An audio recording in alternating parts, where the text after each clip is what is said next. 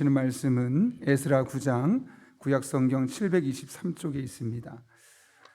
에스라 9장의 말씀을 우리가 드라마 바이블로 먼저 하나님의 말씀을 듣겠습니다. 제9장. 이 일 후에 방백들이 내게 나와 이르되, 이스라엘 백성과 제사장들과 레위 사람들이 이 땅 백성들에게서 떠나지 아니하고 가나안 사람들과 헷 사람들과 브리스 사람들과 여부스 사람들과 암몬 사람들과 모압 사람들과 애굽 사람들과 아모리 사람들의 가증한 일을 행하여 그들의 딸을 맞이하여 아내와 며느리로 삼아 거룩한 자손이 그 지방 사람들과 서로 섞이게 하는데 방백들과 고관들이 이 죄에 더욱 으뜸이 되었다 하는지라. 내가 이 일을 듣고 속옷과 겉옷을 찢고 머리털과 수염을 뜯으며 기가 막혀 앉으니, 이에 이스라엘의 하나님의 말씀으로 말미암아 떠는 자가 사로잡혔던 이 사람들의 죄 때문에 다 내게로 모여오더라. 내가 저녁 제사 드릴 때까지 기가 막혀 앉았더니 저녁 제사를 드릴 때에 내가 근심 중에 일어나서 속옷과 겉옷을 찢은 채 무릎을 꿇고 나의 하나님 여호와를 향하여 손을 들고 말하기를, 나의 하나님이여, 내가 부끄럽고 낯이 뜨거워서 감히 나의 하나님을 향하여 얼굴을 들지 못하오니, 이는 우리 죄악이 많아 정수리에 넘치고 우리 허물이 커서 하늘에 미침이니이다.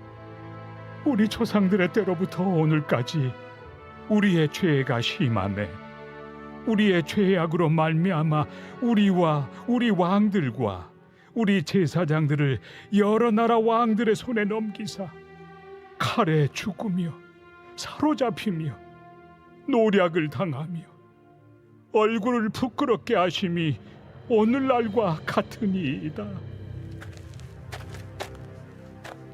이제 우리 하나님 여호와께서 우리에게 잠시 동안 은혜를 베푸사 얼마를 남겨두어 피하게 하신 우리를 그 거룩한 처소에 박힌 못과 같게 하시고, 우리 하나님이 우리 눈을 밝히사 우리가 종노릇 하는 중에서 조금 소생하게 하셨나이다. 우리가 비록 노예가 되었사오나 우리 하나님이 우리를 그 종살이하는 중에 버려두지 아니하시고 바사 왕들 앞에서 우리가 불쌍히 여김을 입고 소생하여 우리 하나님의 성전을 세우게 하시며 그 무너진 것을 수리하게 하시며 유다와 예루살렘에서 우리에게 울타리를 주셨나이다. 우리 하나님이여, 이렇게 하신 후에도 우리가 주의 계명을 저버려 싸우니 이제 무슨 말씀을 하오리이까? 전에 주께서 주의 종 선지자들에게 명령하여 이르시되, 너희가 가서 얻으려 하는 땅은 더러운 땅이니 이는 이방 백성들이 더럽고 가증한 일을 행하여 이 끝에서 저 끝까지 그 더러움으로 채웠습니다. 그런즉 너희 여자들을 그들의 아들들에게 주지 말고 그들의 딸들을 너희 아들들을 위하여 데려오지 말며 그들을 위하여 평화와 행복을 영원히 구하지 말라. 그리하면 너희가 왕성하여 그 땅의 아름다운 것을 먹으며 그 땅을 자손에게 물려주어 영원한 유산으로 물려주게 되리라 하셨나이다. 우리의 악한 행실과 큰 죄로 말미암아 이 모든 일을 당하였사오나 우리 하나님이 우리 죄악보다 형벌을 가볍게 하시고 이만큼 백성을 남겨주셨사오니 우리가 어찌 다시 주의 계명을 거역하고 이 가증한 백성들과 통혼하오리이까? 그리하면 주께서 어찌 우리를 멸하시고 남아 피할 자가 없도록 진노하시지 아니하시리이까? 이스라엘의 하나님 여호와여, 주는 의로우시니 우리가 남아 피한 것이 오늘날과 같사옵거늘 도리어 주께 범죄하였사오니 이로 말미암아 주 앞에 한 사람도 감히 서지 못하겠나이다 하니라. 아멘. 우리 함께 기도하겠습니다. 거룩하신 아버지 하나님, 이 새벽 우리를 다시 한번 불러주시고 하나님의 은혜를 사모하며 목마른 사슴 시냇물을 찾듯 갈급한 심령으로 주님의 은혜를 간구할 수 있는 은혜 주신 것 진심으로 감사를 드립니다. 마음의 문을 열어주시고 성령 하나님께서 오늘도 주시는 말씀을 내게 주시는 말씀으로 받아 이 말씀이 우리의 삶을 새롭게 하고 이 말씀으로 말미암아 하나님의 은혜를 더욱더 깊이 경험할 수 있는 복된 사람들 되게 하여 주옵소서. 특별히 오늘도 보이는 곳 보이지 않는 곳에서 섬긴 수많은 손길들이 있습니다. 하나님께서 일일이 기억하여 주시고 그들의 삶 가운데 하나님 예비하신 은혜가 풍성히 경험되는 은혜한 날 되게 하여 주옵소서. 우리 안에 소원을 두시고 그것을 기도 제목으로 바꾸어 하나님 앞에 나오게 하신 아버지 하나님, 그 간절함이 커 예물과 함께 기도 제목을 올린 손길들이 있습니다. 부족한 종이 한 마음으로 그 외에 동참하며 기도하오니 기도마다 하나님을 만난 은혜 고백과 간증으로 바뀌어질 수 있도록 주님께서 강권적으로 역사하여 주옵소서. 예수님의 이름으로 기도하옵나이다. 아멘. 용인에 아주 유명한 대안학교가 하나 있습니다. 큰 대형 교회에서 이제 그것을 세우게 되었는데요. 그 교회 목사님과 성도님들이 우리 아이들이 이곳에서 잘 자라는 그런 귀한 아이들이 하나님의 사람으로 변하기를 바라는 마음으로 세웠습니다. 그러다 보니 그 학교의 교육 과정을 보게 되면 입시교육 위주가 아니라 인성교육, 신앙교육 위주로 되어 있습니다. 그렇게 처음에는 너무나 아주 거창하게 시작을 했는데 몇 년 뒤에 이 학습과정, 교육과정이 다 바뀌어버렸습니다. 하나님의 사람을 세우겠다라는 마음으로 인성과 신앙 중심을 세웠던 학교가 이제 교육 중심의, 입시 중심의 학교로 바뀌어가 버린 겁니다. 이유가 뭔가 하니 그 지역에 사는 분들이 부모님들 꽤 영향력 있고 돈도 많은 분들인데 아이들이 그 학교를 보내니까 이상하게 본인들이 다녔던 만큼 좋은 대학을 못 들어가는 겁니다. 왜냐하면 입시교육은 많이 안 시키고 신앙교육만 시키고 인성교육만 시키니까 야 이래서 안 되겠다 해서 막 다 부모님들 들고 일어나서 우리가 신앙교육도 참 좋고 인성교육도 너무나 좋고 하나님의 뜻대로 사는 사람을 키우는 건 너무너무 중요한 건 알겠는데 적어도 우리 자녀는 이 정도 대학은 가야 되지 않겠냐고 막 모든 부모들이 일어나서 그렇게 하소연을 하고 건의를 했다는 거죠. 그래서 어쩔 수 없이 그 학교가 처음에는 기독교적 명문을, 기독교적인 사람을 키우는 학교로 시작되었지만 어느 순간부터 약간은 입시 교육으로 바뀌어가는 학교가 되었다는 겁니다. 아이들의 변화를 위해 세웠던 학교가 변질되어 버린 겁니다. 그런데 우리가 이런 경우를 너무나 자주 보지 않습니까? 저 목사님은 너무나 귀하고 한국교회 모델이 될 만하고 우리가 본받을 만한 분이야 라고 생각했는데 10년 뒤, 20년 뒤에 보니까 그때 그 모습은 온데간데 없어지고 그 목사님이 더 좋은 모습으로 변화된 것이 아니라 변질되어 버린 모습을 보게 됩니다. 우리 평신도들 사이에서도 그런 모습 보이지 않겠습니까? 그래 나도 저분처럼 신앙생활 해야지라고 내 마음속에 나름대로 롤모델로 삼고 그분의 신앙을 본받으려 했는데 어느 순간 보니까 변질되어 버린 우리 그리스도인의 모습을 발견하게 됩니다. 여러분 왜 그랬을까요? 변화를 위해 시작하고 그의 삶의 목표가 변화였는데 어느 순간 그 변화가 좋은 방향의 변화가 아니라 부정적인 변화로서 말미암아 변질되는 이유는 도대체 어디에 있는 걸까요? 그 이유를 오늘 본문을 통해서 우리가 찾아볼 수 있는데요. 에스라와 이스라엘 백성들이 예루살렘으로 귀환한 후에 모든 일들이 순조롭게 진행되었습니다. 그런데 어느 날 방백들, 여기 방백은 지도자들을 말하는데요. 그 당시 이스라엘 백성의 지도자들이 에스라를 찾아왔습니다. 그 이유가 무엇인지 1절과 2절에 기록되는데 이렇게 되어 있죠. 이 일 후에 방백들이 내게 나와 이르되 이스라엘 백성과 제사장들과 레위 사람들이 이 땅 백성들에게서 떠나지 아니하고 가나안 사람들과 헷 사람들과 브리스 사람들과 여부스 사람들과 암몬 사람들과 모압 사람들과 애굽 사람들과 아모리 사람들의 가증한 일을 행하여 그들의 딸을 맞이하여 아내와 며느리로 삼아 거룩한 자손이 그 지방 사람들과 서로 섞이게 하는데 방백들과 고관들이 이 죄에 더욱 으뜸이 되었다 하는지라. 여기 보면 이스라엘 백성, 제사장들, 레위인들, 그 땅에 살고 있었던 모든 대부분의 사람들이 가나안 땅의 이방인들의 삶을 본받고, 심지어 하나님께서 금하셨던 이방인들의 딸을 아내와 며느리를 삼는 일들이 비일비재하게 일어났다는 것이죠. 그래서 그들의 신앙적인 정체성이 흔들리게 되고 죄에 대해서 무감각한 사람으로 변질되어 가고 있었다는 겁니다. 정말 심각한 상황이 아닐 수 없습니다. 그런데 여러분, 진짜 문제는 다른 곳에 있었습니다. 누구나 그렇게 변질될 수 있겠죠. 그런데 적어도 방백들과 고관들이 이 일에 대해서 어떻게 되었다고? 더욱 으뜸이 되었다.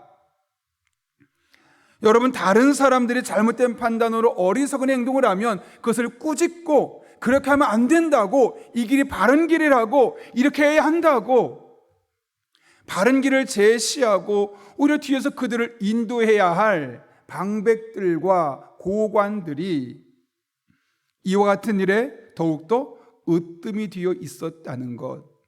리더가 그렇게 변질되면 자연스럽게 그를 따르는 그들의 모습을 지켜보는 사람은 변질될 수밖에 없는 것이죠. 그냥 이스라엘 백성들 책망하기 이전에 그 리더들에게 먼저 책임이 있음을 오늘 성경은 우리에게 말씀하고 있는 겁니다. 왜 그랬을까? 이들은 지도자의 위치에 선다는 것이 얼마나 막중한 일인지를 인식하지 못했던 것 같습니다. 여러분, 지도자의 자리는 누리는 자리가 아닙니다. 우리는 누군가에게 본을 보이며 자신을 따르는 사람에게 선한 영향력을 끼치는 사람들입니다. 그래서 때로는 정말 하고 싶은데 하지 말아야 될 때가 있고, 너무너무 하기 싫은데 어쩔 수 없이 해야 되는 상황도 찾아오는 겁니다. 그런 의미에서 지도자 혹은 한 그룹의 리더가 된다는 것은 너무너무 부담스러운 일입니다. 그런데 여러분, 왜 많은 사람들이 지도자가 되고 싶어하고 사람들의 박수 받는 자리에 올라가고 싶어하는 걸까요? 도대체 그 이유는 무엇 때문이겠습니까? 리더로서 마땅히 감당해야만 하는 그 무게 있는 삶에 대한 의무보다는 그냥 그 자리가 주는 단맛, 그 자리에서 누리고 싶은 권리만 생각하기 때문 아닐까요?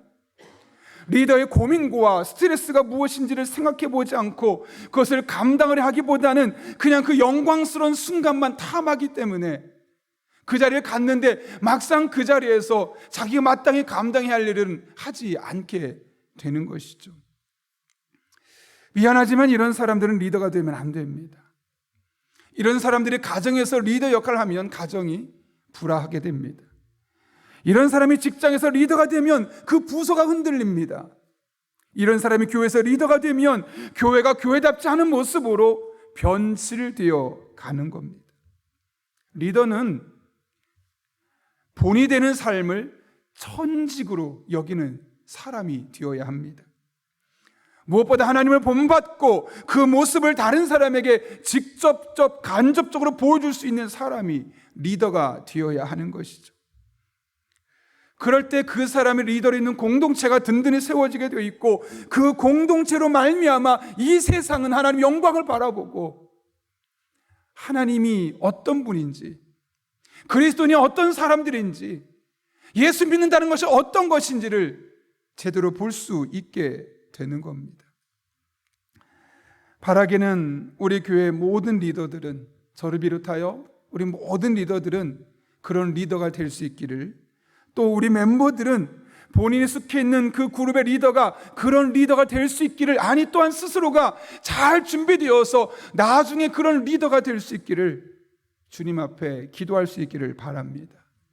하나님께서 여러분을 변화시켜 주시고, 여러분이 어디에 있든, 그것이 자그마한 공동체인 가정이든 직장이든 교회이든 더 많은 사람에게 영향력을 끼치는 자리에서든 바른 리더로 반드시 세워주실 것입니다.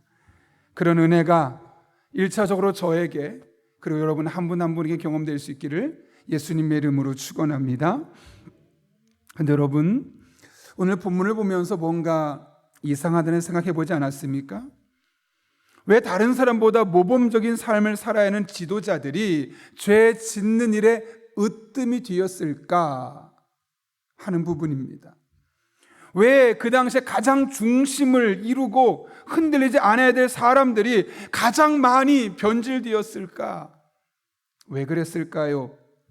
오늘 본문 3절과 4절을 통해 그 일을 우리가 미루어 알 수 있는데요, 한번 같이 읽어볼까요? 시작. 내가 이 일을 듣고 속옷과 겉옷을 찢고 머리털과 수염을 뜯으며 기가 막혀 앉으니 이에 이스라엘의 하나님의 말씀으로 말미암아 떠는 자가 사로잡혔던 이 사람들의 죄 때문에 다 내게로 모여오더라. 내가 저녁 제사 드릴 때까지 기가 막혀 앉았더니. 이스라엘의 지도자들과 종교 지도자들 그리고 온 이스라엘 백성들은 죄에 무감각할 뿐만 아니라 더 깊은 죄에 점점 빠져들고 있었습니다. 3절에서 에스라가 그런 모습을 보며 어떻게 했다고 말합니까? 기가 막혔다는 겁니다. 4절을 보면 에스라와 같은 마음으로 에스라에게 모인 사람들이 있습니다. 그들도 이스라엘 백성들의 총체적인 죄를 보며 기가 막혔다고 합니다. 여러분, 오늘날 우리가 살아가는 이 시대 모습을 보면서 어떻습니까? 다 그런 거야. 인간의 본성 어쩔 수 없어. 점점 악해질 수밖에 없고, 어떻게 세상에 선한 거 찾겠어. 다 어쩔 수 없어요. 그렇게 다 그놈이 그놈이야. 우리 그리스도인이 그런 관점을 바라야 될까요? 아니면 오늘 에스라와 그에게 모였던 사람처럼 어떻게 이 세상이 이렇게 바뀌어가는 것인가, 어떻게 그리스도인이 이렇게 변질되어 가는가, 그런 마음을 갖고 기가 막혀 앉아있는 것이 정상이겠습니까? 기가 막히는 것이 정상입니다. 그런데 여러분, 왜 다른 사람들은 똑같은 상황을 보고 기가 막히지 않았는데 이 사람들은 기가 막힐 수밖에 없었을까요? 사실 이들도 이스라엘 백성들입니다. 그리고 좀 전에 언급했던 수많은 백성들과 제사장들처럼 그들과 같은 지역에서 함께 살았습니다. 그렇다면 이들도 변질될 수밖에 없는 상황에 노출되어 있는데 왜 이들은 그렇게 행동하지 아니하고 그 같은 사람들의 모습을 보며 기가 막히다고 탄식하고 있었을까요? 4절을 보면 그들을 일컬어 이렇게 말합니다. 이에 이스라엘의 하나님의 말씀으로 말미암아 떠는 자. 이들을 어떤 사람으로 묘사하고 있습니까? 하나님의 말씀으로 말미암아 떠는 자. 여러분, 이 말씀 보면서 어떤 마음의 감동이 있습니까? 다른 말로 해볼까요? 이 사람들은 하나님의 말씀에 적극적으로 반응했던 사람들이었다는 겁니다. 그래서 그들은 죄를 짓는 사람들을 보고 기막힌 심정을 가질 수밖에 없는 겁니다. 아니, 하나님의 말씀이 분명히 있는데 어떻게 이 말씀을 보고도 저렇게 죄 짓는 일에 아무렇지 않게 행동할 수 있는가? 기가 막히다. 그 말씀에 벌벌벌 떨면서 살 수밖에 없었던 사람들이었다는 거죠. 다른 말로 해볼까요? 변질되었던 사람들, 어떤 사람들일까요? 그런 상황을 보고 하나도 기가 막히지 않았던 사람들, 왜 그랬을까요? 같은 말씀을 들었지만, 같은 하나님 말씀을 읽었지만 그 말씀으로 말미암아 떨림이 없는 겁니다. 그 말씀을 읽었는데, 그 말씀을 들었는데 감동이 없습니다. 흔들림이 없습니다. 죄에 대한 탄식이 없는 겁니다. 다시 말하면 하나님 말씀 듣기는 들었지만 그 말씀이 그들에게 아무런 영향력도 아무런 효과도 미치지 못했다는 것이죠. 여러분, 이에 대해서 히브리서 저자가 히브리서 4장 2절에서 이렇게 말씀하신 것을 기억하시죠? 그들과 같이 우리도 복음의 전함을 받은 자이나 들은 바 그 말씀이 그들에게 유익하지 못한 것은 아니, 말씀을 들으면 유익해야 되는 건 아니겠습니까? 음식을 먹으면 몸이 건강하고 영양제를 먹으면 연약한 몸이 좋아지는 것이 정상적인 반응 아니겠습니까? 그런데 말씀을 먹었는데, 말씀을 들었는데 그 말씀이 하나도 유익하지 않았다. 이어서 이렇게 말합니다. 듣는 자가 믿음과 결부시키지 아니함이라. 아무리 말씀을 들었어도 그 말씀을 들은 자가 자신의 삶에 적용하고 내게 주신 말씀으로 받고 그 말씀에 반응하지 않으면 그 말씀이 우리에게 유익한 말씀 될 수 없다 라고 말씀하고 있는 것이죠. 작년에 저희 큰아이가 갑자기 아내와 저한테 찾아와서 수학 학원을 보내달라고 하는 겁니다. 평소에 학원을 한 번도 다녀본 적이 없었기 때문에 왜 갑자기 수학 학원을 다니고 싶은지 물어봤죠. 그랬더니 자기 친구가 하나 있는데 이 친구가 다른 모든 과목은 자기보다 점수가 안 나오는데 수학은 많이 잘 나온다는 겁니다. 그래서 그 친구가 알고 봤더니 왜 이렇게 점수가 좋은가 알고 봤더니 수학학원을 다니고 있다는 거죠. 그래서 자신도 그 이야기를 듣고 나서 수학학원에 보내달라는 겁니다. 그것도 어느 학원일까요? 그 친구가 다니는 학원에 보내달라고 얘기하는 겁니다. 여러분, 이 아이의 반응에 대해서 여러분은 어떻게 생각하십니까? 그냥 공부를 더 잘하고 싶었나 보다 라고 반응하셨습니까? 아니, 제 아이가 친구의 말에 어떻게 반응했습니까? 야, 내가 수학학원을 다녔더니 내가 이렇게 점수가 잘 나왔어, 너보다 잘 나왔어 라는 그 말을 듣고 에이, 너는 이번에 수학 점수 잘 나올 수 있었겠지, 그렇게 그냥 한 번 판단하고 끝난 것이 아니죠. 자신과 상관없는 이야기를 듣고 한 귀로 듣고 한 귀로 흘려버렸습니까? 그렇지 않죠. 오히려 자신에게 지나칠 정도로 적용해서 나도 학원 보내달라고, 특별히 그 아이가 다니는 학원을 보내달라고, 나도 마치 그 학원 가면 그 아이만큼 점수가 올라갈 것 같다고 그 아이의 말에 얼마나 적극적으로 반응하게 되었습니까? 여러분, 우리가 그 말에 어떻게 반응하는가에 따라서 내 행동이 달라지는 겁니다. 저희 아이가 그 친구가 수학학원을 다니면서 점수가 좋아졌던 이야기에 적극적으로 반응하니까 학원을 다니고 싶다고, 그것도 그 아이가 다니는 학원을 보내달라고 했던 것처럼 우리 또한 그러셔야 되지 않겠습니까? 하나님의 말씀을 듣는 우리가 하나님의 말씀에 적극적으로 반응한다는 것, 그것은 도대체 무엇이겠습니까? 그 말씀을 내게 주신 말씀으로 받고 그 말씀을 내 생각과 가치관을 바꾸며 아침에 내 행동까지 바꾸도록 해야 되는 것, 그것이 어쩌면 우리에게 주어진 책무가 아니겠습니까? 그럴 때 선포되는 말씀이, 그럴 때 들려지는 말씀이, 그럴 때 우리가 읽는 말씀이 우리에게 유익한 말씀이 되고, 그 말씀으로 말미암아 죄에 대해서 우리가 벌벌벌 떨 수 있게 되며, 그 말씀으로 말미암아 은혜에 대해서 감동하고 감격할 수 있는 그리스도인이 될 수 있는 겁니다. 그렇지 않다면, 말씀에 떨 줄 아는 사람이 되지 않는다면 아무리 은혜스러운 말씀을 들어도 은혜가 되지 않고, 십자가의 그리스도의 희생을 들어도 마음에 감동이 되지 않고, 죄 짓는 세상 모습을 보면서 다 그런 거라고, 어쩔 수 없는 거라고 치부해버리는 경우가 얼마나 많은지 모릅니다. 목사로서 제가 가장 두려워하는 것이 한 가지가 있는데, 그것이 바로 이겁니다. 말씀을 들어도 감동이 없는 것, 말씀을 들어도 죄에 대한 찔림이 없는 것, 말씀을 들어도 마음에 아무런 요동이 없는 것, 이렇게 될까봐 두려운 것이 제가 가장 두려워하는 겁니다. 분명히 십자가를 보면, 십자가의 말씀을 들으면 마음에 감동이 있고 은혜가 있고 감사가 넘쳐야 되는데 아무런 떨림이 없다. 그거 무서운 일입니다. 죄를 보고, 내 죄를 지적하는 말씀을 보고 나만 그런 거 아니야, 다른 목사 다 그래, 나는 그래도 이건 괜찮잖아. 그건 무서운 겁니다. 병 들어가고 있는 거고 말씀에 반응하지 못하고 있는 모습이 결국 우리의 신앙의 바로메타임을 우리는 보게 되는 겁니다. 물론 말씀을 들었기 때문에 지식은 이전보다 나아질 수 있을 겁니다. 그런데 여러분, 그것이 우리에게 무엇이 중요하겠습니까? 저는 늘 기도합니다.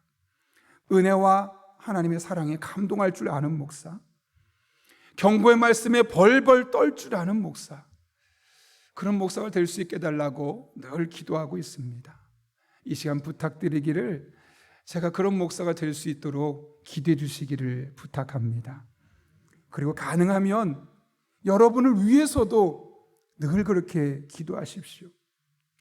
하나님의 말씀에 떨 줄 아는 사람, 하나님의 말씀에 감동할 줄 아는 사람, 하나님의 말씀에 다쳤던 나의 눈물도 열리고 하나님의 말씀에 딱딱해졌던 나의 마음도 풀어질 줄 아는 사람, 내 마음은 그렇게 하고 싶지만 하나님 말씀이 그렇게 하라고 하니까 내 본능을 뒤로 하고 먼저 다가설 줄 알고, 먼저 사랑할 줄 알고, 먼저 희생할 줄 아는 사람, 그런 사람이 될 수 있기를 기도하시기를 바랍니다. 그래서 저도 여러분도 늘 하나님의 말씀에 감동하고 늘 하나님의 말씀에 찔림을 받아 하나님께서 원하시는 사람으로 변화되어 가는, 변질되어 가는 것이 아니라 변화되어 가는 저 여러분 한 분 한 분 될 수 있기를 예수님의 이름으로 축원합니다. 우리 시간 함께 기도하겠습니다. 거룩하신 아버지 하나님, 이스라엘 백성들, 특별히 가장 앞에서 본을 보여야 할 지도자들이 주에도 앞장섰던 것을 보게 됩니다. 그것은 하나님의 말씀으로 말미암아 떨지 않는 자들이었기 때문입니다. 하나님, 우리는 하나님의 작은 말씀, 짧은 말씀으로도 떨 줄 아는, 짧은 말씀으로도 감동할 줄 아는 그리스도인으로 한평생을 살아가게 하여 주옵소서. 예수님의 이름으로 기도하옵나이다. 아멘.